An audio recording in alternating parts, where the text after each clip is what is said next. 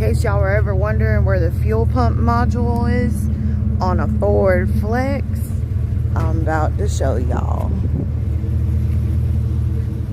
They say a Ford Flex is a really good family car. It actually looks.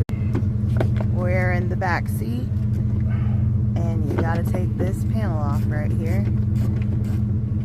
And it feels like it's about 112 degrees outside today in North Carolina. Like 200 in here. God 200 damn. in the car.